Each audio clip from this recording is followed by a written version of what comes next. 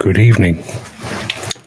Good evening. How are we all doing? You can see Gary Muirhead is already in the chat. I was planning to do the whole thing looking like this, but I can't actually see what I'm doing. So let me turn the lights on. There we go. And I'll give us a bit of flavour in a different way. Let me do it like that. There we are. It's all Halloweeny now. How is everybody? I'm going to give people plenty of time to arrive because obviously it's a narrative story, and if you miss the beginning, I wouldn't say you've necessarily missed the gist, but you won't have got the full flavour. So just going to give people a few minutes to get in and have a look around. Got other bits and pieces I can do as well, like, yes, we can have ghosts. We can also have bats. We can have a witch. It's the mother-in-law making an entrance. And of course, we can have that. I don't know why on earth anyone would want that. Yeah, so the show tonight, very, very straightforward. I must remember to turn the microphone off when I actually press the play button. But basically, I'm going to hit the play button. We've got a kind of it's an audio-visual experience, but although it's mainly audio, to be perfectly honest with you. So yeah, that's the plan. My son Fred has put together some visuals to go with it. Just a very quick word of warning, a very quick heads up. There's a couple of bits during the video where the screen goes black. It's supposed to. Don't worry. The show and the story will continue even though it is black. It's done for atmospherics, not for any good reason other than that. Let's have a look. Dan Cullen says, "Good evening. I posted an article about Oil Quick, which I see is a failure." You think Oil Quick is a failure? Surely not. Surely not. Damn fine invention, I always thought. Anyway, I think that's probably enough of that. So just to let you know, the show itself is going to be about half an hour long, or the story itself is about half an hour long. I will be around afterwards if anybody wants to make any comments. Ideally positive, as I actually went to the trouble of writing the thing. One thing I will say before I go over to that, just want to say, Dan Cullen, you're the only person for whom I do not have an email address. Everybody else has had their copy of the book that is about to be read. With their name on the dedication page, but not you, because I don't have your email address. Chris Ford, evening, your best Dixon.Green voice. I wish I had a bit of range with my voice. I was planning to do a lurch style good evening. I can't keep that up though. And thank you very much indeed for that, Dan. I've got your email address now. So yes, shall we begin? I think we probably should. So I need to dredge this off my hard drive because it's a very, very big file. And I'll be back after this, which is going to be in about half an hour's time.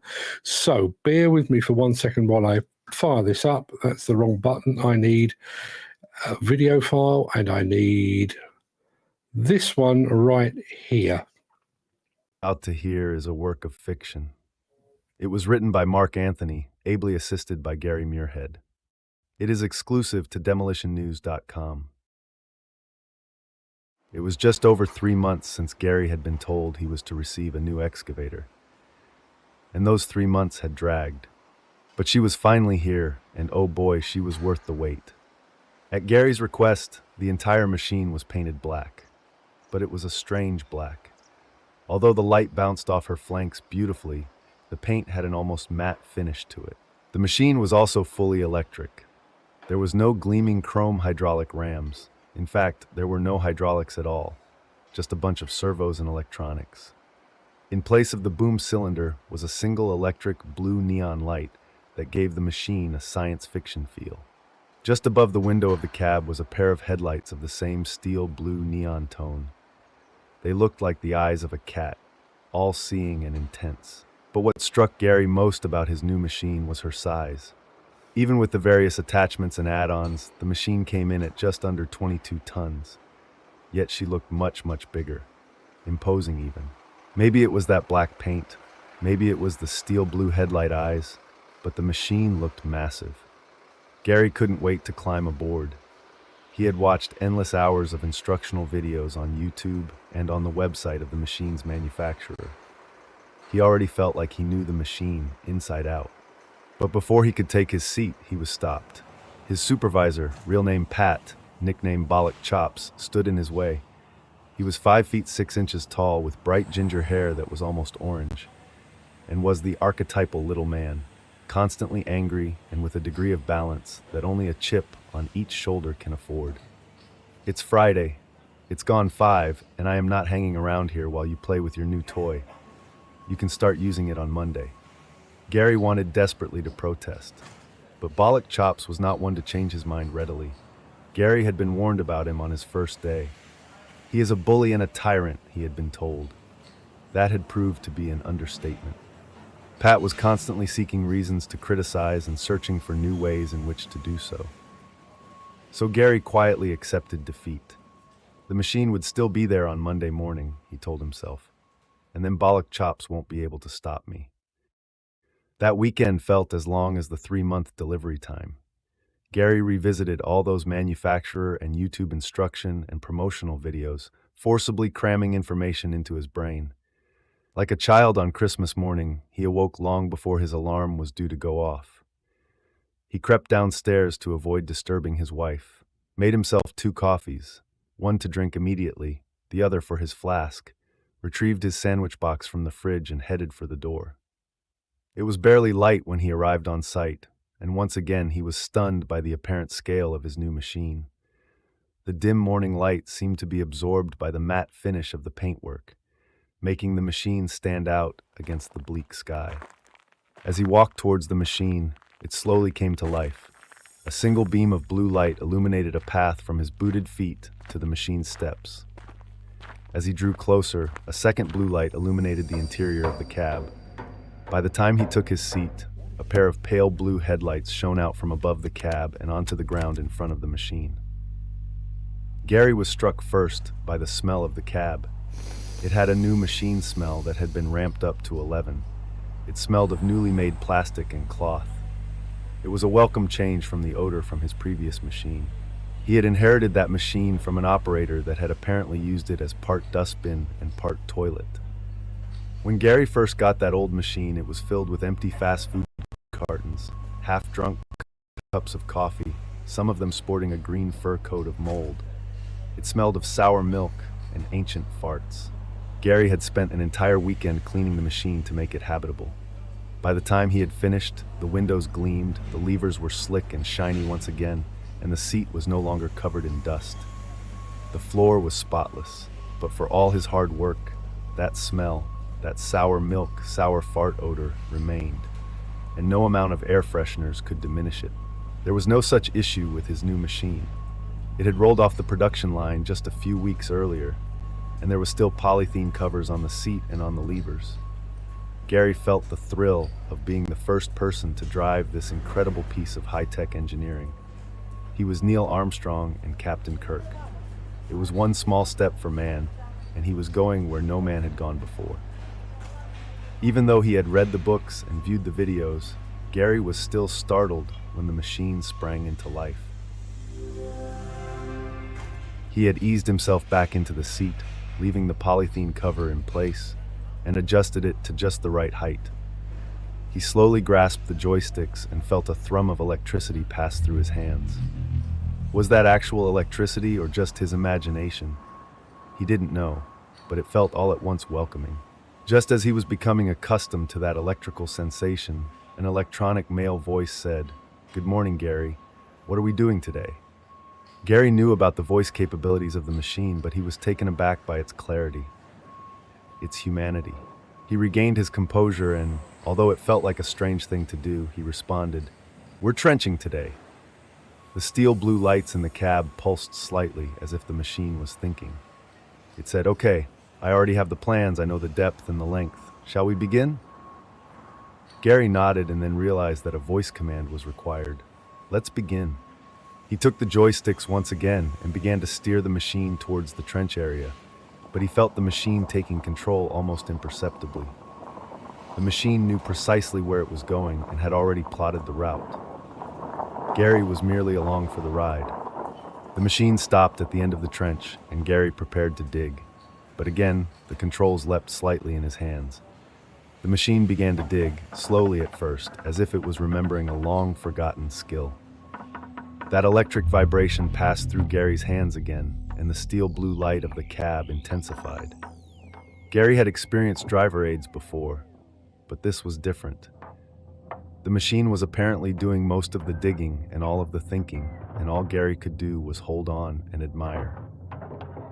They were digging through soil with a high clay content, so the trench held its shape perfectly. With every movement of the bucket, the machine created an edge so straight it looked like it had been cut by laser. The foot of the trench was perfectly flat and glistened with moisture. Even though the bucket had 4 teeth, there was not a tooth mark to be seen. The base of the trench appeared polished. Within a few minutes, the machine seemed to increase in intensity. It was digging 10, 20, and even 30% faster than Gary had ever managed. The spoil from the trench was arranged neatly, and the precision of the trench was just astonishing. Gary found himself smiling. It was like watching a master at work, although he was actually a part of that master.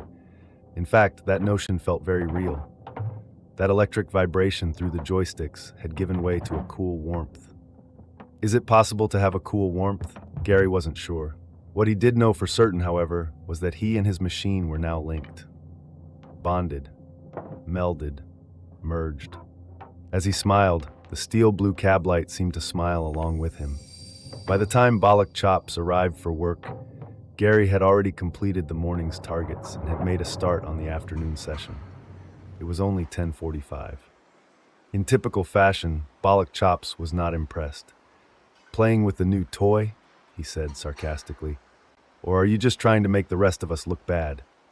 The little man in the massive black hard hat stomped away. Gary felt the hair on his arms rise with barely concealed anger, and the steel blue light in the machine's cab intensified still further. But Gary rose above and went back to work. When the light started to fade at 5:40 that evening, Gary and his new machine had done more than a day and a half's work, more than enough to satisfy even old Balak Chops. They weren't done yet, though. In addition to the targets programmed into his machines, Gary always set his own. "I will dig to that big rock before I finish," he would think, "or I will dig to that fence post." On this occasion, he had selected a wooden stake as today's finish line. He reached it just a few minutes later. He sat back, satisfied with his day's work. As he took his hands off the joysticks, the machine asked, "Are we done?" "We're done," Gary responded before adding, "and thank you." It should have seemed strange saying thank you to an inanimate object, but it felt oddly natural, like speaking to an exceptionally helpful coworker. "You're welcome, Gary," the machine replied. "Have a good evening. See you in the morning." "You too," Gary said, even though he knew that the machine would just sit there, charging its battery. Just as he always did, Gary took off his baseball cap and placed it on the right-hand joystick, replacing it with his hard hat for the trudge across site and back to his car. And just as he always did, he parked his machine, sprockets to the rear, bucket lowered gently to the ground, and positioned perfectly between the tracks. "Just one more thing, Gary," the machine said in its electronic male voice. "Would you like to give me a name?" Gary's mind shifted immediately to home and to his family and, more specifically, his wife Christine. "How about Christine?" he asked.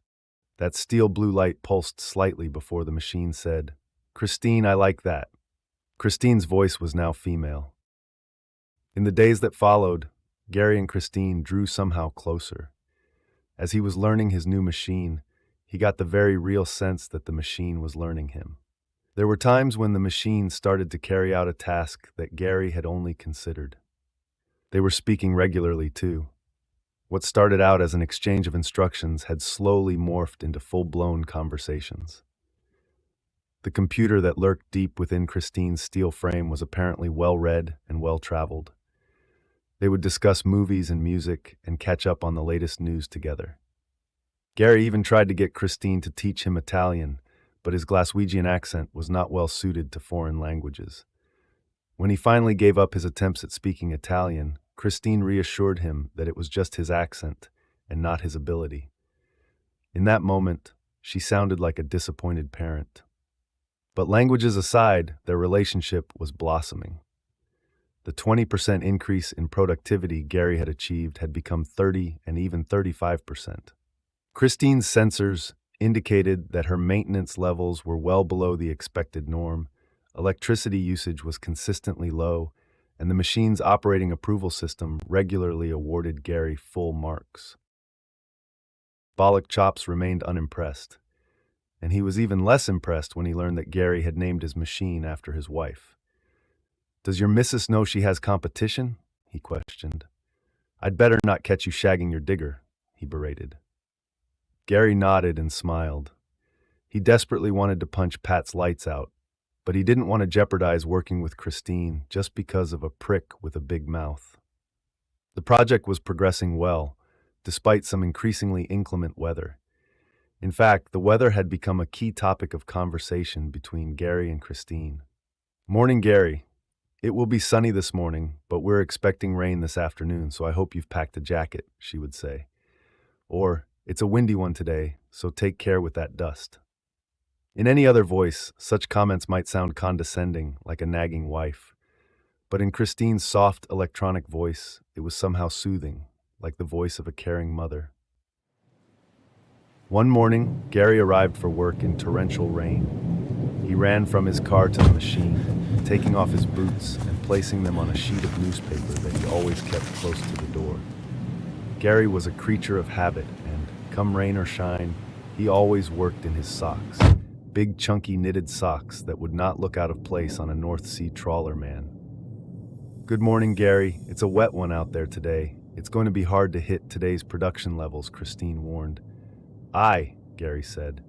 They set to work, but the rain was unrelenting. Several times, the rain caused the sides of the precisely dug trench to collapse, requiring it to be dug for a second time. By the time Gary broke for lunch, he was actually behind schedule for the first time since Christine's arrival. He was just finishing his second and final sandwich when there was a banging on the side window of his cab. Even though he couldn't see out of the machine for the condensation, Gary already knew who it was. Bollock Chops. Gary had barely opened the window and Pat was in full anger mode. "What the fuck have you been doing all morning?" he shouted. "Stop talking to this poxy machine and get on with your work. I am not taking responsibility for falling behind. Pull your fucking finger out." Bollock Chop's head disappeared from view as he climbed back down off the machine. Gary heaved a sigh. The light inside Christine's cab was bluer than ever, and it was pulsing. Gary barely had the time to take this in when he saw Christine's boom, dipper, and bucket begin to rise silently. As rivulets of rain cascaded down the cab window, he saw Christine position her bucket high above the black hard hat of Bollock Chops. That bucket looked like a cobra, rearing up and preparing to strike. Gary quickly grabbed the joysticks and began to lower the boom. But he felt something like resistance, as if by lowering the boom he was going against Christine's wishes. Bollock Chops stomped off back to his site cabin, and Gary and Christine went back to work. But Gary found himself gripping the joysticks just a little harder than usual. That cool warmth he had felt was suddenly cooler. And Gary and Christine worked in almost complete silence for the remainder of the day. The rain continued, and the site grew darker. Even though Christine's in-cab display said that they were still more than 110 linear meters short of their daily target, Gary had set himself the target of reaching a gate post off to his left-hand side. By the time he did so, he was still 83 meters short, and it was gone 6.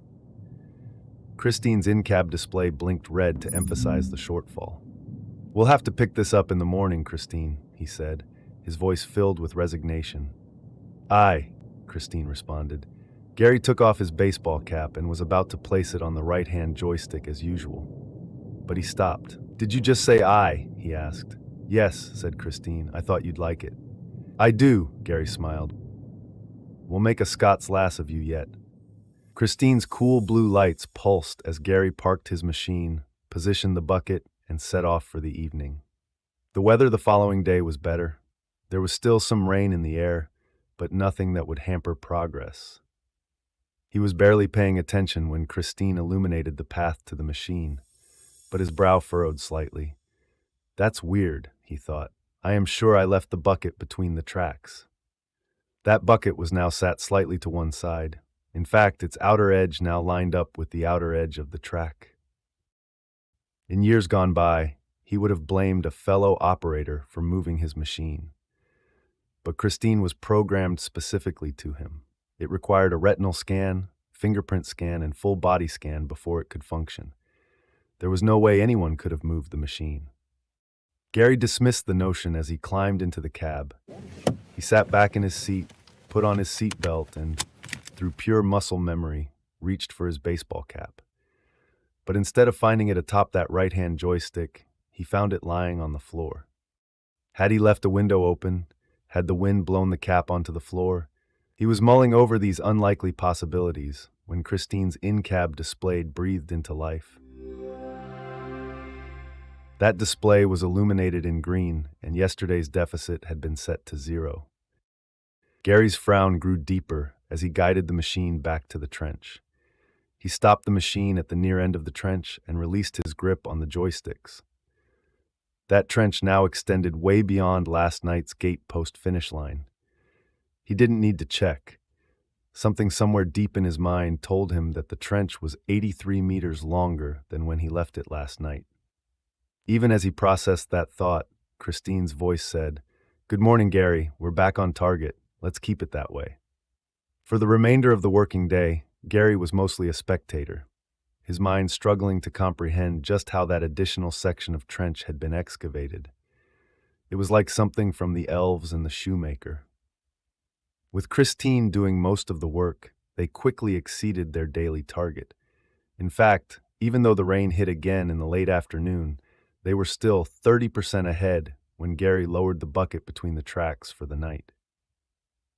Predictably, Bollock Chops was not satisfied. "You're ahead now, but there's more rain forecast for tomorrow, so no more slouching. We're due a site inspection this Friday, and if we're behind, you're taking the rap, not me." Gary should have been angry. He should have called him out. But instead, he just nodded as he tried to figure out where that additional 83 meters of trench had come from. Gary arrived for work early to beat the rain.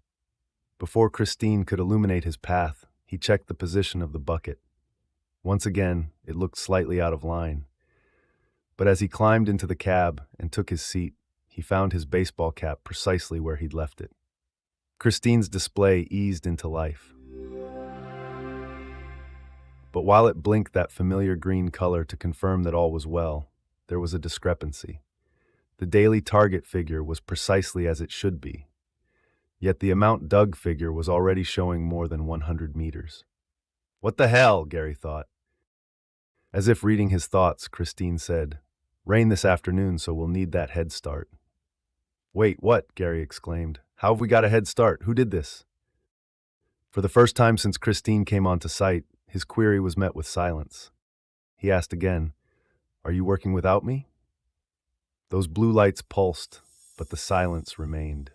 When he got to the dig area, Gary could clearly see that the trench had extended way beyond where he had left it.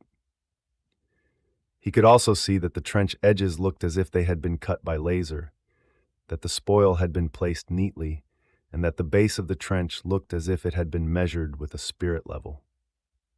Gary considered asking again, but he knew instinctively that Christine wouldn't answer. The pair worked in an awkward silence until Gary changed the subject. "We have a job coming up that will require a tilt rotator. Is there anything we need to do to get you ready?" Christine's lights pulsed, and she said, "There is no preparation necessary. I am already pre-programmed. Just scan in the make and model of the tilt rotator, and I will do the rest." Gary smiled. "You really do think of everything, Christine, don't you?" "Aye," Christine said, and he was sure that her Scottish twang had grown stronger. The next few weeks went by in a blur. This project was drawing to a close, and the weather was growing worse by the day. Only once or twice did Gary find the bucket out of line. Only once or twice did he find his baseball cap on the floor of his cab. Only once or twice did he arrive to find that at least some of the day's work had already been accomplished. But together, Gary and Christine remained on schedule, and when the site was finally ready to be handed over to the client, Gary's boss was full of praise. Great job, Gary. I really thought that weather was going to cause delays. How's the new machine? I couldn't have done it without her, he said. Even as he was saying the words, he realized just how true that really was. He really could not have done it without her. But he was now convinced that she had done some of it without him. Bollock Chops, in typical fashion, was rather less positive. I saw you, sucking up to the boss, he began. He has no idea that the only reason we hit the deadline was because of me. I saw you lumbering about and talking to that poxy machine of yours. Well, I'll tell you this for nothing. It won't be the same on the next job. I don't care what the weather does. If you fall behind, I will fuck you off without a moment's hesitation. As he always did, Gary allowed Pat's words to bounce off him, like water off a duck's back. But behind him, Christine's lights had taken on an even more intense blue glow. As Gary prepared to park his machine on this site for the final time, that thrum of electricity had become a pulsing and almost audible vibration. Deep within Christine's CPU, she was seething. Gary took a long weekend off. Work stopped on the first site on Thursday afternoon, and he couldn't start on the next project until Christine had been transported to site the following Monday. Despite himself, he found that he was missing his machine. When he arrived on site, it was clear the feeling was mutual. Christine's blue lights had returned to their cool blue color, and they pulsed rapidly, the electric excavator equivalent of a dog wagging his tail with excitement. "Good morning, Gary," she purred. "We have good weather for the next few days, so we have a chance to get ahead." Gary was about to respond when Christine continued. "That should keep Bollock Chops quiet." Gary was stunned. For the lion's share of the previous project, he had been working pretty much alone, and while his colleagues also referred to Pat as Bollock Chops when he was out of earshot, none of them ever did so when he was around. "I am sure I only ever thought that name," he muttered quietly under his breath. "Aye," Christine said, "you did." Throughout Monday, Tuesday, and Wednesday, the weather was kind. The rain arrived on Thursday afternoon, and by Friday, work was virtually impossible. Tracking the machine turned the site into a mire. As smart as Christine was, she couldn't dig out her own tracks. And even though the digging of the trenches was as precise as possible, collapses soon became inevitable. Equally inevitable was the reaction from Bollock Chops. With each passing hour and each passing day, he became increasingly incandescent. After 8 straight days of almost ceaseless rain, Pat's emotional dam burst. "I have just about had it with you and this fucking machine of yours," he bellowed. "It's my neck on the block if we don't hit our targets, and I won't be taken down by a lazy piece of shit like you.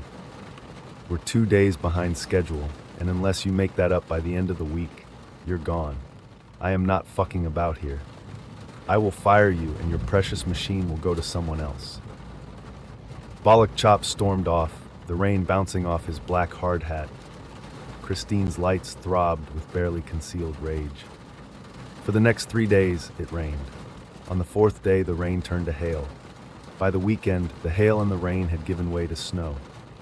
Visibility was virtually zero, and trenches were collapsing faster than they could be excavated. Christine's display went from a familiar and welcoming green to an insistent and persistent red.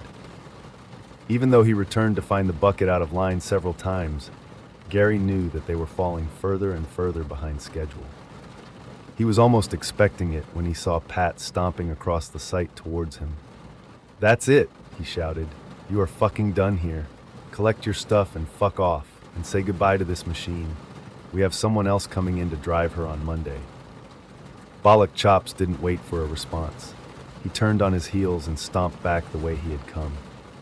He never saw Christine's lights go from steel blue to almost navy, and for that navy to throb like a migraine. Gary sat for a while, pondering. He would find a job soon enough, and he had some money in the bank. Besides, he hadn't taken any holiday in almost a year. Perhaps a break would be good. But Christine. The thought of leaving Christine behind gave him actual physical pangs. His eyes burned, and while he was far too old and far too manly to cry, it took all of his energy to ensure that any tears remained precisely where they were. He thought about saying goodbye, but how do you say goodbye to a machine? Instead, Gary lined up the bucket with the tracks, put his baseball cap in his pocket, put his hard hat on his head, and stroked Christine's joysticks one last time before heading back to his car for the long journey home. His wife, the real Christine, was remarkably understanding. "Take a few days off, put your feet up," she urged him. "It's about time you had some rest." And that was his plan. As he drifted off to sleep that Friday night, he thought about taking a long lie-in, about walking the dogs through the woods, about taking his wife for lunch at the local pub. Just before sleep finally consumed him, he thought of Christine, the electric and steel Christine, and he grimaced at the thought of someone else sitting in her. His phone first rang at just after 8 on Monday morning. Gary slept through it. It rang again at 8:15 and 8:45, and still he snored.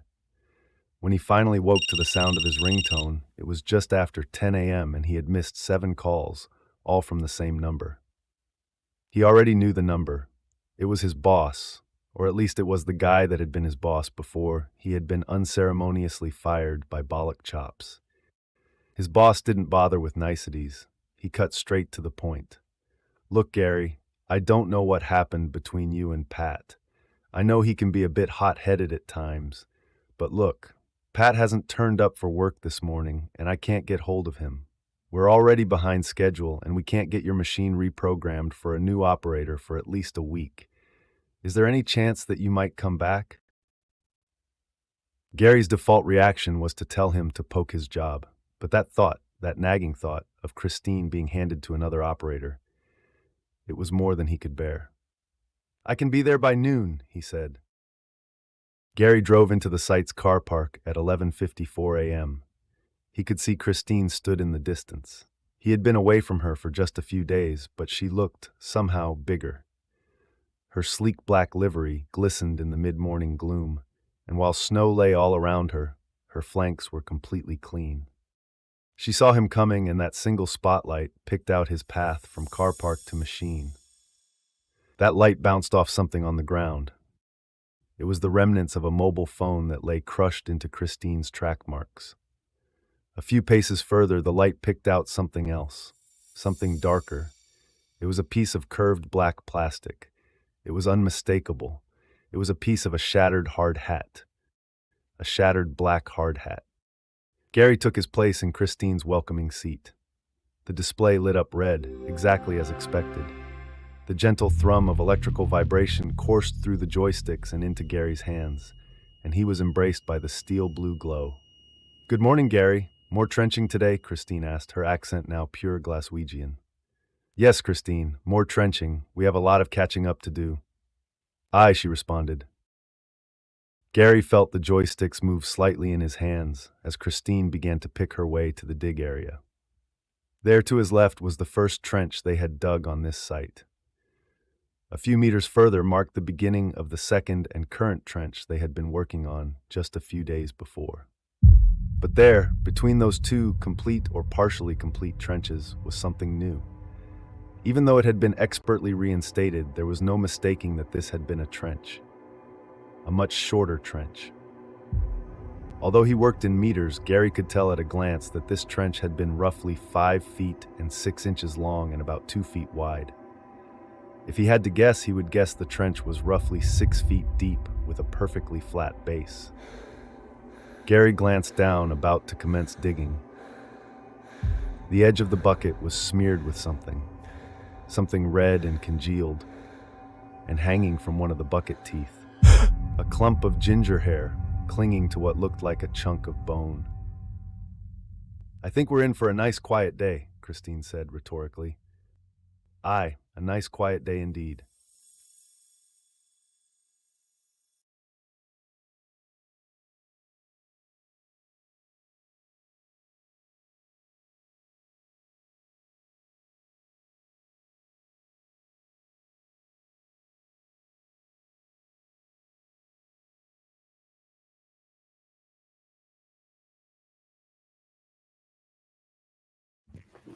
Thank you, Dan. Yes, good evening, everyone. Thank you very much. I realise most of you had already read the book.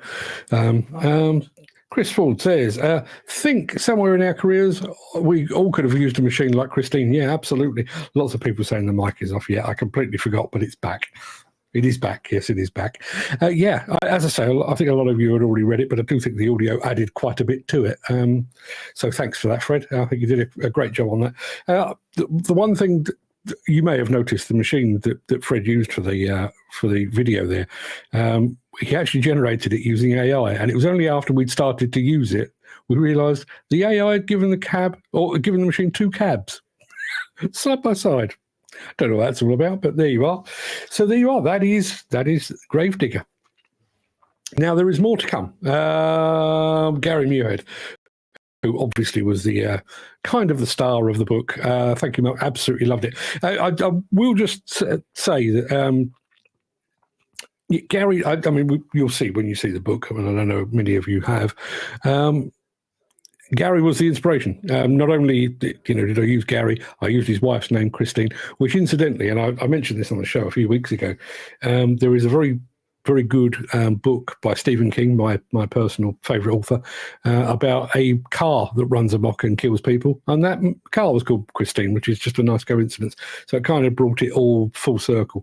But I'd been talking about doing something. Well, no, that's a lie. Let me do it the other way around. Gary Muirhead actually asked me if I was going to do something for Halloween.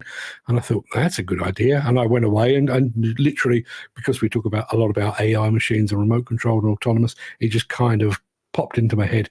Bollock Chops has had his revenge. Yes, he turned my microphone off from the grave. Dan Cullen says, yeah, Christine, what is a great machine. Thank you very much indeed. And we've all come across a few Bollock Chops. Yeah, I think I mentioned that as well in the show. We did some work for a company a while back for a guy that neither myself nor Fred really took to, and that was his nickname. We referred to him amongst ourselves, not directly to his face, but we referred to him as Bollock Chops, and just the way those things just sort of lodge in the back of your head, and all of a sudden they're back where, when you need them. Jim Turner says, blimey, Gary, end up playing away with a digger. He'll get caught out with his widger up the fella hose. Widger. Thank you so much for that, Jim Widger. And Mick says, vibrations, what's he got in his hands? More importantly, does his missus know? You see, you have to be there for the whole thing. And yes, the machine, I said the machine smelt of sour cream, sour milk rather, and sour farts. And Jim says, must be one of my old machines if it smelt that bad. We've all had one though, right? We've all been in a machine. You're like, what the hell is that? What the hell is that? What do we got here?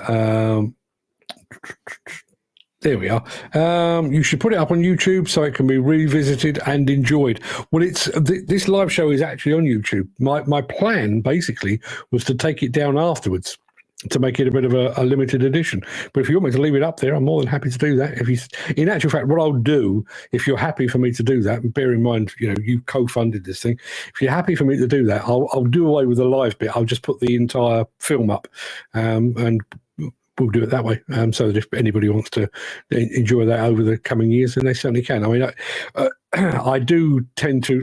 We had a story that I wrote maybe 10 years ago, called The Girl in the Green Coat, which was a Halloween special. And I revisited that on a number of occasions. So probably do that exactly the same with this. Sonic forgot me popcorn. There you are. There you are. Mick says, Christine has me ready for trick-and-treaters with my chocolate-coated Brussels sprouts injected with laxatives. Is it too early for bar humbug? Yeah, that's a good idea, says Dan Cullen.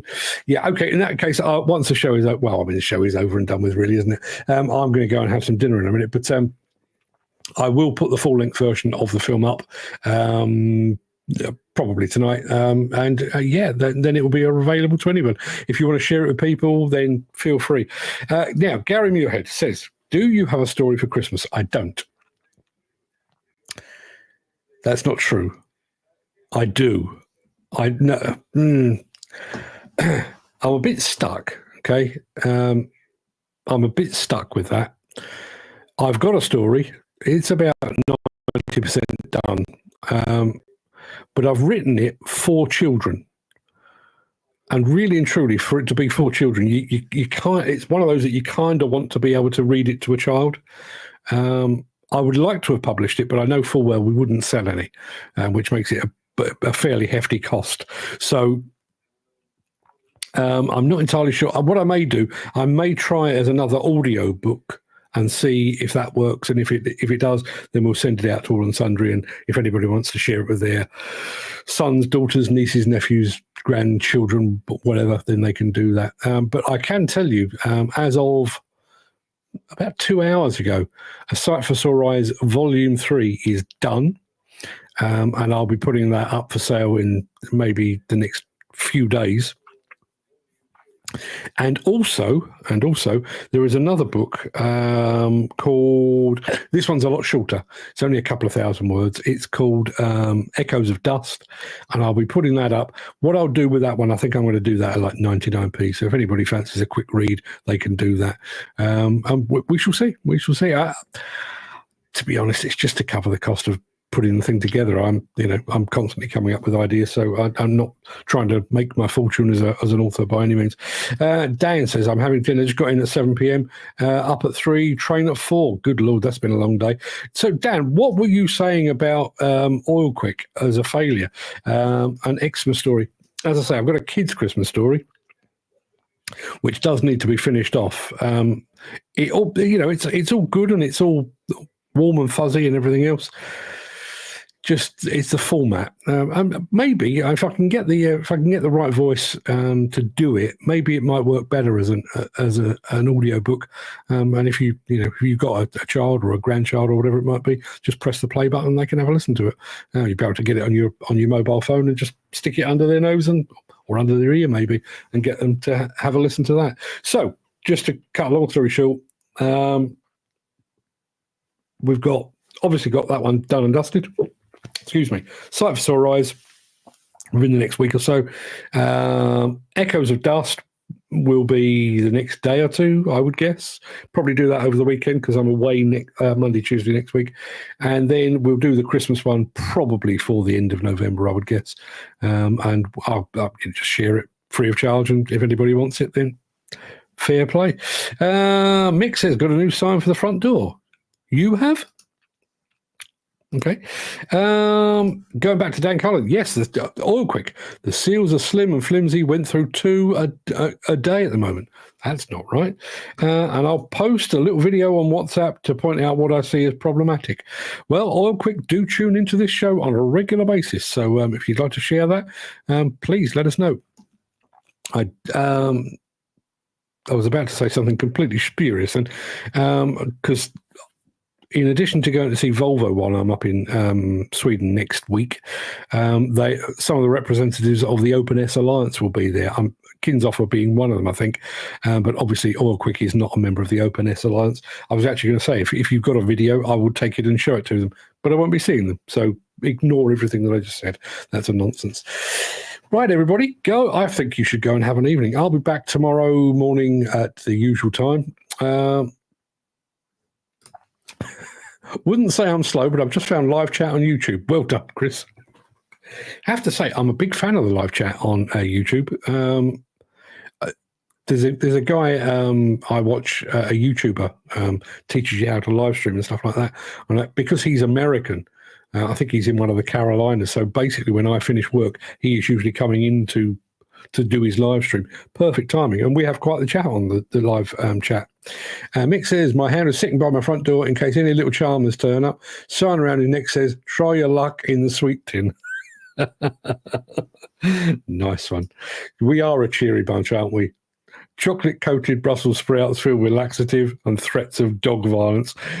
See you all tomorrow. Live chat on YouTube. Yeah, if you have a look, if you're watching a live stream, if you're watching this on YouTube now, you look over to the right-hand side, you'll see the live chat.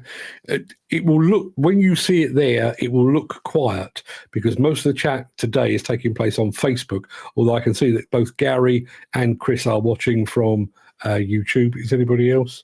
No, I think it's just those two. So it will look very quiet because you only see the chat from the platform that you're in, but use it. It's a good one.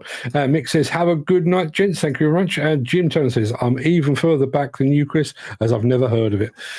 Jim, you have 100 videos on YouTube now.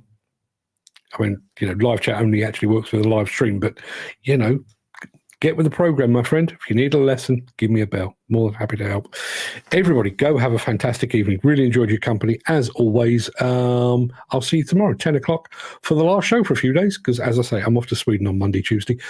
So let's enjoy tomorrow. And, yeah, I'll see you then. Till then, thanks ever so much for watching. Hope you enjoyed the story. See you all soon.